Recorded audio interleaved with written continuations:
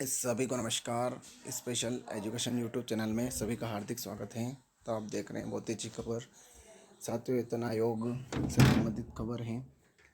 सरकार ने केंद्र सरकार के कर्मचारियों को बड़ी सौगात, 13 प्रमुख भत्तों में 25% की बढ़ोतरी। जाने वेतन पेंशन पर क्या होगा असर। इस वर्ष की शुरुआत में केंद्र सरकार द्वारा अपने कर्मचारियों और पेंशन भोगियों के लिए महत्वपूर्ण भत्ते को बढ़ाकर 50% करने के बाद 13 भत्ते स्वतः ही 25% तक बढ़ गए। आगे इसमें ये हैं, सातवें वेतन आयोग की खबर में एक बार पुनः केंद्र ने पिछली बार केंद्रीय सरकारी कर्मचारियों के लिए महंगाई भत्ता और पेंशन भोगियों के लिए महंगाई राहत में 4% की बढ़ोतरी कर इसे 50% कर दिया था, जो 1 जनवरी 2024 से प्रभावी होगा। डीए के 50% पर पहुंचने के बाद कुछ भत्ते ऐसे थे जो मौजूदा दरों पर स्वचालित रूप से संशोधित होकर 25% हो गए। कर्मचारी भविष्य निधि यानी ईपीएफओ ने हाल ही में एक परिपत्र में कहा, व्यय विभाग डीओपीटी द्वारा अतीत में जारी किए गए निम्नलिखित आदेशों की ओर ध्यान आकर्षित किया जाता है और अनुरोध किया जाता है कि 1 जनवरी 2024 से महंगाई भत्ते में 4% की वृद्धि करके 50% करने के परिणाम स्वरूप जहां भी लागू हो, निम्नलिखित भत्तों का भुगतान 1 जनवरी 2024 से मौजूदा दरों पर 25% की बढ़ोतरी हुई दरों पर किया जा सकता है। वाहन भत्ता में 2017 के मध्य में वित्त मंत्रालय ने केंद्र सरकार के कर्मचारियों के लिए भत्ते और अनुदान की संशोधित सूची जारी की, जो सीधे सातवें वेतन आयोग के कार्यान्वयन से जुड़ी थी। यद्यपि सातवें केंद्रीय वेतन आयोग के साथ कुछ मुद्दे अभी भी बने हुए हैं, विशेष रूप से सशक्त बलों में, फिर भी सभी केंद्रीय कर्मचारियों के लिए मकान किराए भत्ता और यात्रा भत्ता स्तर समायोजित कर दिया गया। हालांकि कई राज्य अभी भी अपने कर्मचारियों को छठे वेतन आयोग के प्रावधानों के तहत मुआवजा देते हैं, जिसके परिणाम स्वरूप केंद्र और राज्य संवर्गों के बीच वाहन भत्ते के प्रावधानों में अंतर होता है। विकलांग महिलाओं के बच्चों के लिए विशेष भत्ता। सातवें वेतन आयोग की सिफारिशों के कार्यान्वयन के बाद विकलांग महिलाओं के लिए बाल देखभाल के लिए विशेष भत्ता 1500 रुपये प्रति माह से बढ़ाकर 3000 रुपये प्रति माह कर दिया गया। यह भत्ता बच्चों के जन्म से लेकर बच्चों के 2 साल का होने तक तय है।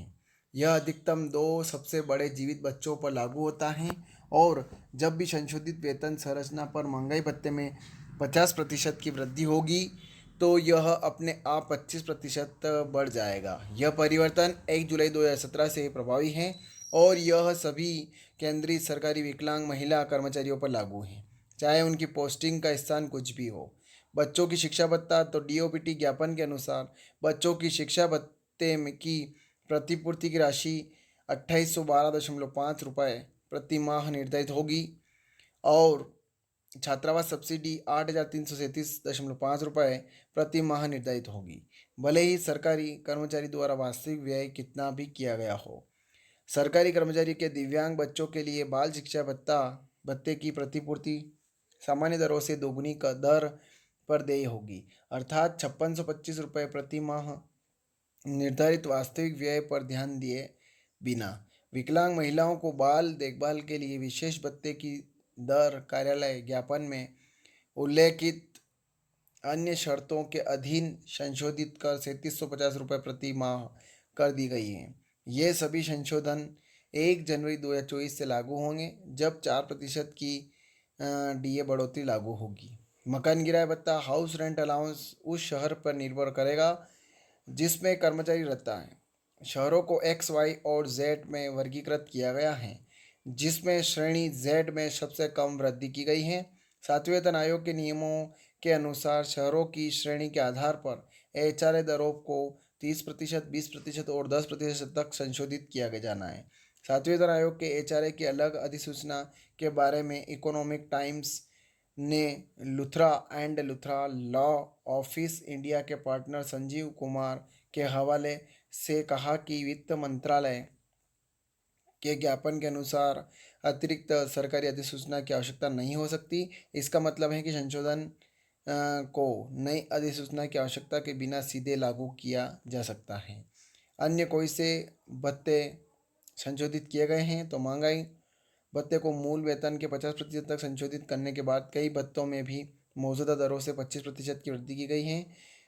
इनमें होटल आवास, शहर के भीतर यात्रा के लिए यात्रा शुल्क की प्रतिपूर्ति, भोजन शुल्क या एकमुश्त राशि या दैनिक भत्ते की प्रतिपूर्ति और अपनी कार, टैक्सी, ऑटो रिक्शा या अपने स्कूटर से की गई यात्राओं के लिए भत्ते शामिल है। जहां संबंधित राज्य या पड़ोसी राज्य के परिवहन निदेशक द्वारा कोई विशिष्ट दर निर्धारित की गई नहीं की गई है।